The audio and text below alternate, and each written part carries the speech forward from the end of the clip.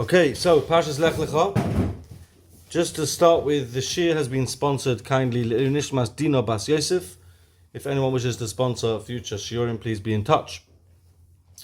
The parasha begins with Avrom Avinu being instructed by HaKadosh Baruch Hu Lech Lecha, and this, as we know, is the first of 10 tests that Avrom faced. But we're going to concentrate on the next sort of stage, which is Vayihi Ra'ov Ba'oretz. Perigid Beis Pasuk Yud, there was a famine in the land. So Avram Avinu turns up after an arduous journey with his family and all of those who knew Avram Avinu, who he had drawn close. And they follow Hashem's instruction. As we know, Lech Lecha was a particular type of test where Hashem did not tell him the end destination. And he turns up and he gets a very significant test upon arrival, which is, there's no food. It's a famine. As Rashi brings from the Medrash, this particular moment was lenasoisoi, to test him. Is he going to second guess HaKadosh Baruch Hu now that Hashem had sent him to Eretz Canaan? Is he now going to say, well, hang on a second, this is crazy, what are you sending me here for? And putting me in a situation of a famine. Avrom makes a decision at this point to go down to Mitzrayim. Well, obviously he goes down because he's in search of food. He needs food for his family. But the Ramban, interestingly, writes some very critical words about this choice of Avrom. And he writes, V'da ki Avrom Avinu chota chet godol b'shgogo. Avrom Avinu sinned a very great sin. Yes, it's true, it was b'shgogo, it was innocently, it was, so to speak, b'shgogo, shegig, by mistake, whatever that means. But ultimately, it was a sin which he is held accountable for. But the Ramban mentions two things. Firstly, he mentions them in reverse order. Firstly, when Avram Avinu actually got to Mitzrayim, as we all know, he put his wife in the box because he didn't want her to be discovered by the Mitzrayim. Says the Ramban, Avram Avinu should have been Beiteach in HaKadosh Baruch Hu in that moment and not have worried at all that the Mitzrayim would have done anything to his wife.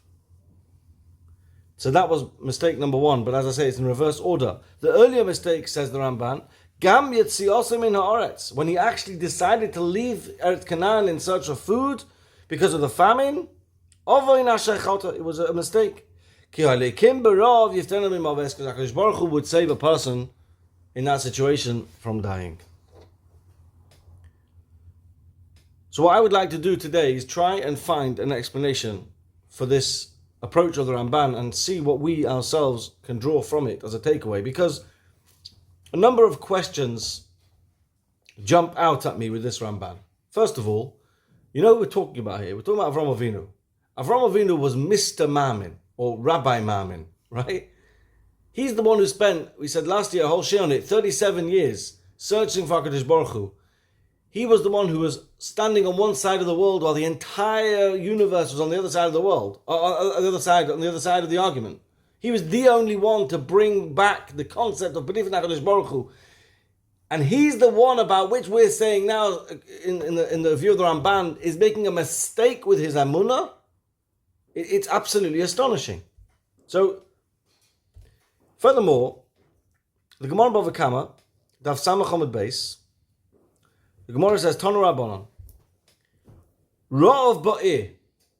What should a person do when there's a famine in the city? The Gemara says, Pazir Raglecha, which means run away. Pick up your feet and run away.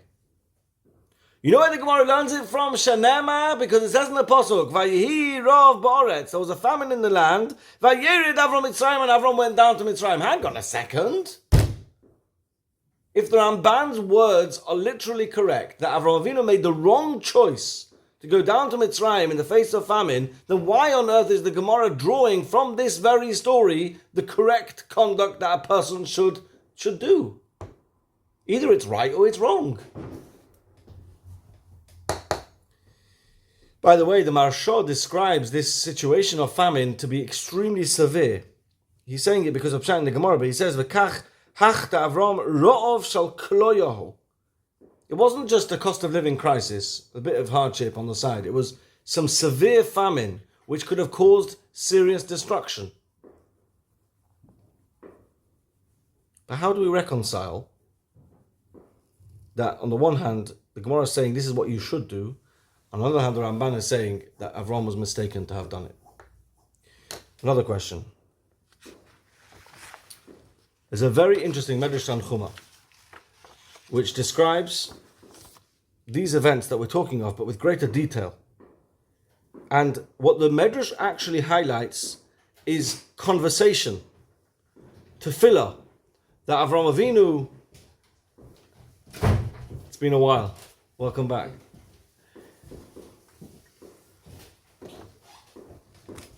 It's interesting how the Medrash highlights conversations that tefillah that Avram Avinu davened and Sarah Imenu davened. And I just want to quote to you from a few words of the tefillah that is Avram Avinu's davening. So we're talking in a situation in Mitzrayim where, you can move the beamer if you want, where there's a crisis. Sarah has been taken by the Mitzrayim, and who knows what's going to be. So Avram Avinu turns to HaKadosh Baruch Hu crying and davening. He's crying and davening in front of Hashem. What's he saying? You know what he says?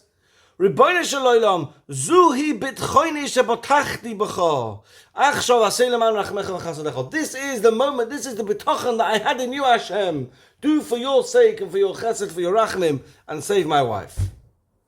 So in this very moment, that Avram Avinu is being criticized by the Ramban, in understanding the pasuk, he's being criticized for not having had enough Emuna and bitachon.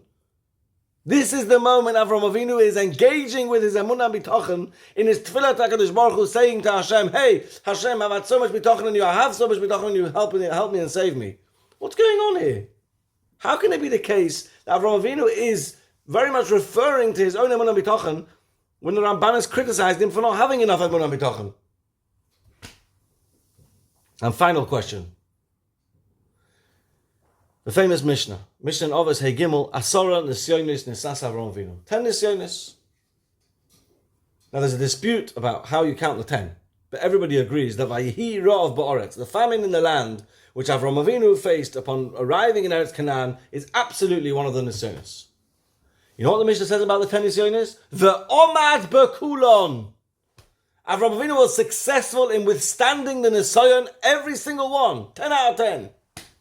No?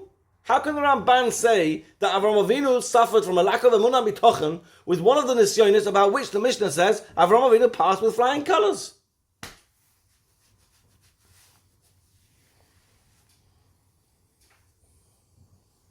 Okay.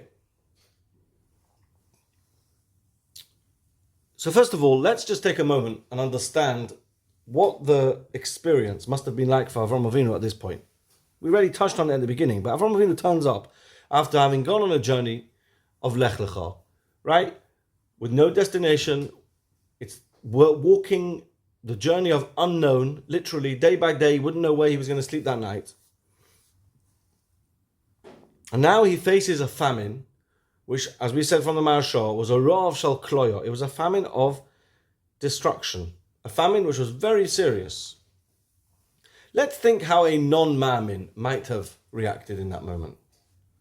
At the very least, a person would have been, it'd be understandable if a person would react in that moment with frustration. Like, this is such a flop. I've traveled all this way, following HaKadosh Baruch Hu.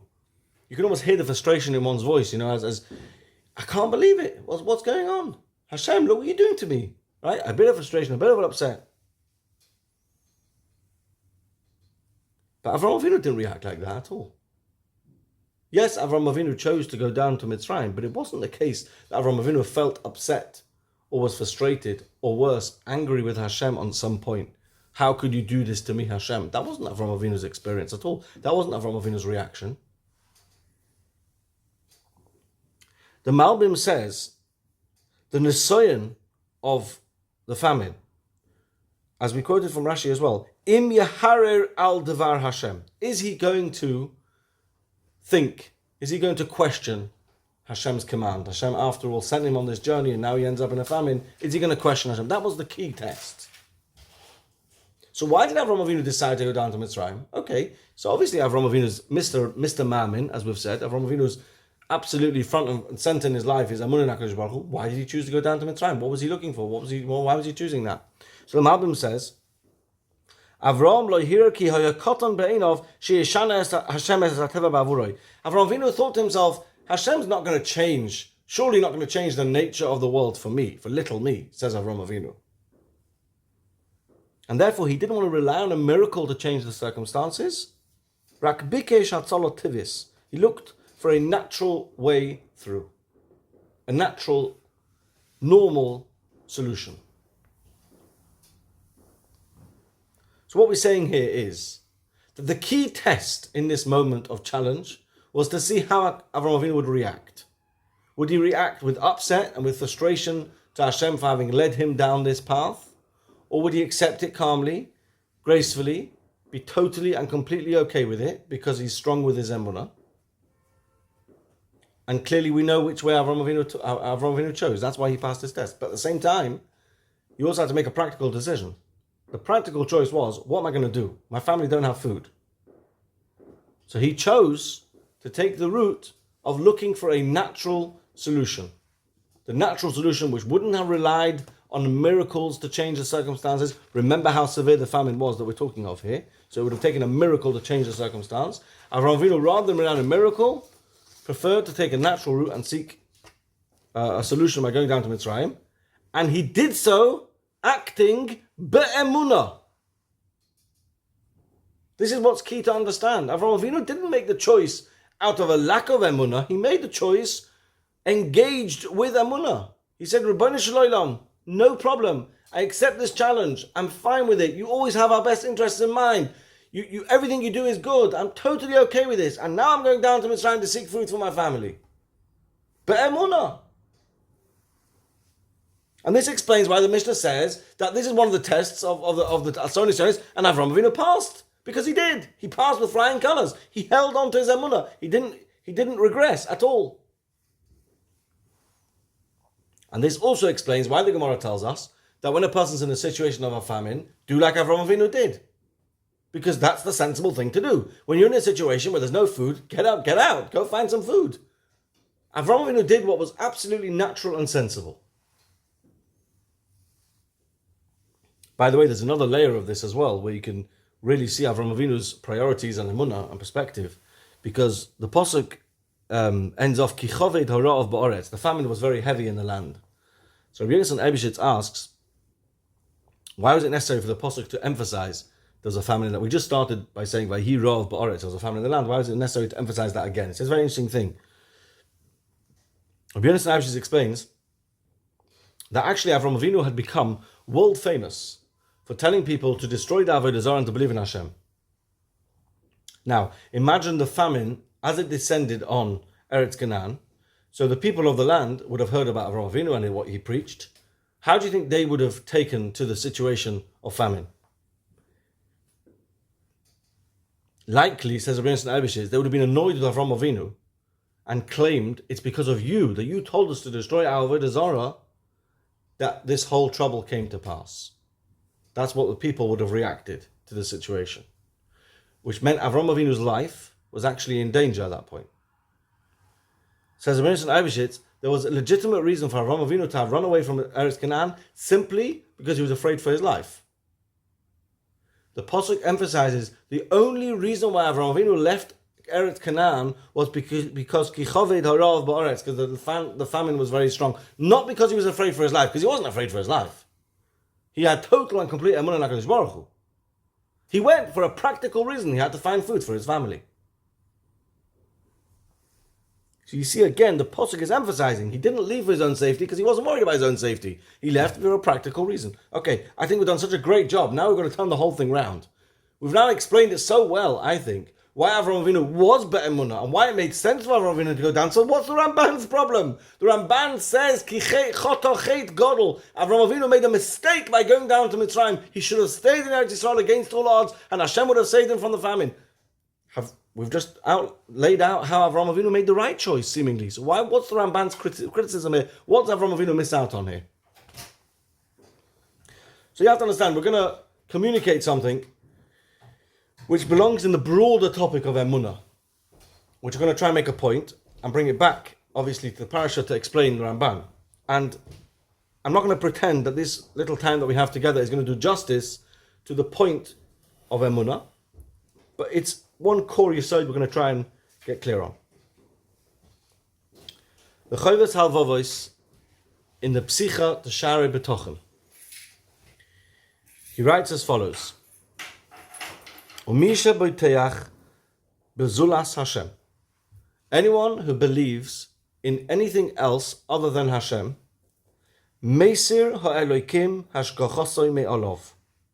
Hashem will remove his hashgacha from him, umeniach oisoi biyad misha botachalov, and he will leave him in the hands of whom a person has bitochen in. So if a person lives his life where he thinks that the job that he has, the work that he does, is actually the source of his parnasa, not Hashem, and things only ever happen in the world because he makes them happen, Hashem will support that way of thinking. Hashem will treat him in his life in that same fashion, like for like, and in that person's experience of life, everything around him and everything that happens to him will be natural. But the opposite is also true. Someone who sees the truth for what it is and realizes that everything that happens in this world only happens because HaKadosh Baruch Hu wants it to. A blade of grass doesn't grow without HaKadosh Baruch Hu's explicit instruction that Hashem wants it to happen for a reason. Nothing ever happens in the world, even that which we do and we seem to achieve, only because HaKadosh Baruch Hu wants it to happen, because HaKadosh Baruch Hu enabled it to happen. If a person genuinely sees that, he will, first of all, gain from living a life be'emunah. He will have far more peace of mind in his life, because in every situation that's troubling, he will remind himself, it's not me who's in control, I am just a pawn on the chessboard, it's HaKadosh Baruch who's in control, etc. So a person will gain from that, first of all. But then also, a person also will gain from the fact that he's now allowed himself to enter the realm where anything is possible. The minute a person realizes that the world we are in, the natural world order we are in, is actually just a cover-up. Really, the Ribono Shel Olam is always pulling the strings. HaKadosh Baruch Hu most of the time keeps the world going in its natural state, so it looks like it's all very natural. But the minute a person sees through that, and a person recognizes it's HaKadosh Baruch Hu behind everything, then what he does is he opens himself up to the supernatural. He opens himself up to the ability for things to be different, things to run differently in his life. And I want to bring you an example, a brief example from a Dvar Halacha. The Mishnah Berurah paskins, based on Gemara and Beitzah,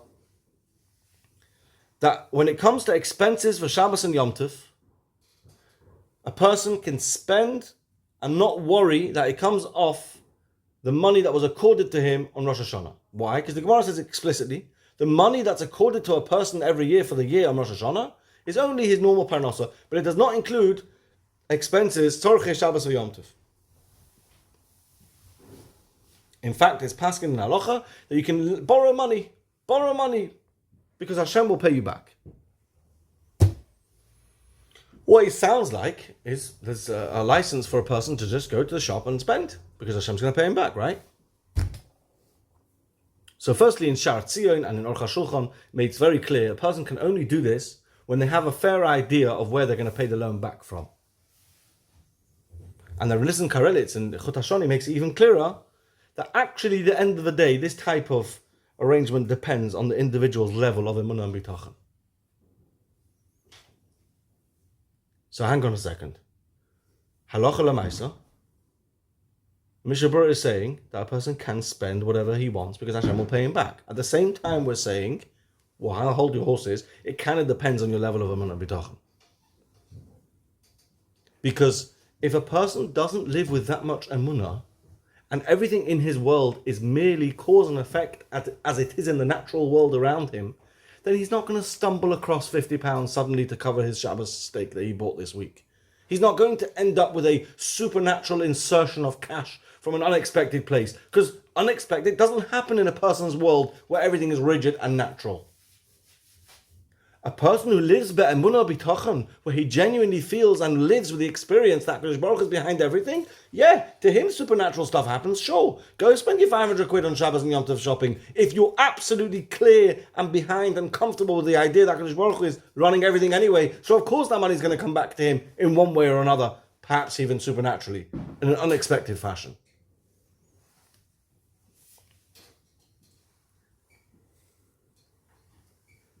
Of course, a person always has to be honest with themselves, especially when it comes to Emuna. With everything, it's true, but especially with Emuna, because you know, it's not playing a game. We're all on a spectrum of Emuna somewhere, and different times and different periods of time will feel differently about it. But you've got to know where you're at, and know that HaKadosh Baruch Hu will respond to your Emuna in kind. That's the point we're making.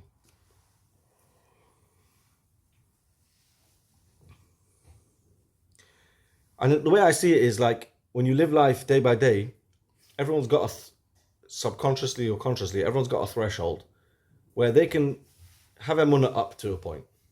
Like, no one's suggesting, I don't believe so anyway, anyone in this room or anyone watching this share is going to be on the level that they're not going to do any type of ishtadlus whatsoever and be completely, totally cool and fine with it. That HaKadosh Baruch Hu will provide. There are people who live like that. But that doesn't mean now, living the life that we do live, we've got no emunah b'tochen at all. There's a spectrum here. And the way I see it is a person has to be able to manage. A person has to be able to live 100% okay, fine, calm and wholesomely where he's at.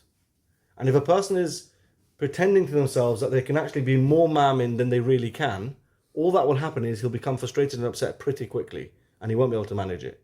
So we've got to find that happy medium where we're happy and cool and calm at where we're at, with the complete and total recognition that HaKadosh Baruch Hu is in charge. And then my suggestion is to push the boundaries that little bit. Just push it.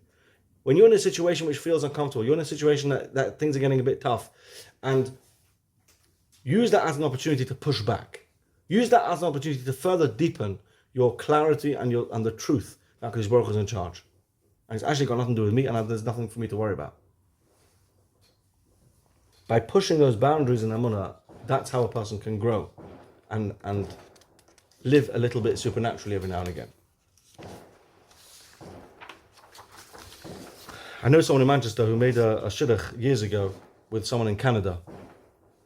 So their son got engaged to a girl from Canada, and part of the financial arrangement was that the person in Manchester would have to give $10,000 to the other side, and it was due on the day of the chuppah.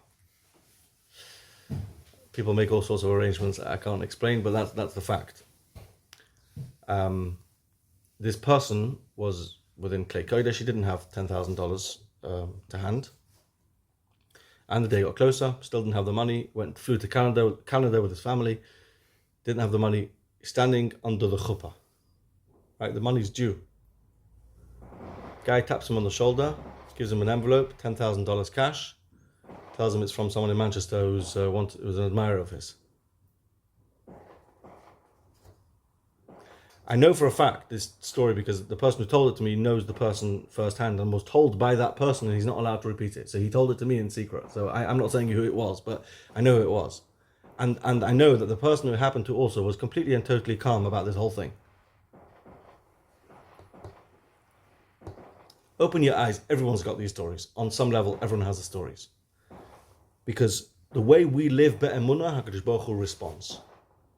And it will take us right to the brink. And that's the real test. Are you still calm? You still good? Yeah, I'm still good. Under the chuppah. Hashem will provide. Now let's turn to Avrom Avinu. Says Rav Chaim Stein. Rav Chaim Stein, Rosh Yeshiva tells, Avrom Avinu missed an opportunity here. Had Avrom Avinu remained in Eretz Canaan and faced that terrible famine, he would have transcended to a level of emunah which we can only imagine. The Ramban says that as a result of Avrom Avinu not having emunah in that moment, Klal Yisrael had to go down to Mitzrayim. Can we just think of that for a second? 400 years of servitude in Mitzrayim to be mechaper or to be masakin, the level of emunah that Avrom Avinu didn't achieve. Can you imagine the level of emunah, what that would have been like? Had Avrom Avinu stayed strong in spite of everything and said, Afal Pikein, even so Hashem, I'm 100% ma'amin, Hashem, you're with us, I'm going to believe and believe and believe against all odds and genuinely so, what HaKadosh Baruch Hu would have responded with, supernaturally. This is the chait that Ramban is talking about. So let's recap. We asked, how can it be, on the one hand, Avrom Avinu, who passed Asora Nesyonos, Va'amad Bekulam, and is praised for being Mr. Ma'amin, for being the one who introduced HaKadosh Baruch Hu to the world, reintroduced Hashem to the world. How could it possibly be that he is criticized in this test of Ayira of Ba'aretz in some form by the Ramban for not having had enough Emuna? That was our central question. We explained that Avram Avinu, of course he acted be'emunah. Of course, in the situation that was difficult, when upon arrival in Eretz Canaan, Avram Avinu was totally fine with it. He didn't get frustrated, he didn't get upset, he didn't get caught up. He was 100% accepting of what was going on and calmly willing to go with it be'emunah. So why did he make the choice to go down to Mitzrayim? It was a purely practical decision, which the Malbim says it, and I forgot to mention Rav Shimon Shafal Hirsch also says the same idea, that Avram Avinu made the purely practical decision to do what's best for his family. So what was the criticism? The criticism was, with Emuna, the more we live naturally, the more HaKadosh Baruch Hu's response is going to be natural. The more a person is able to open themselves up to HaKadosh Baruch Hu and believe in HaKadosh Baruch Hu in spite of his circumstances and say, Af al pikein, even though I'm still relying on Hashem, the more he opens himself up for HaKadosh Baruch Hu to respond to him miraculously.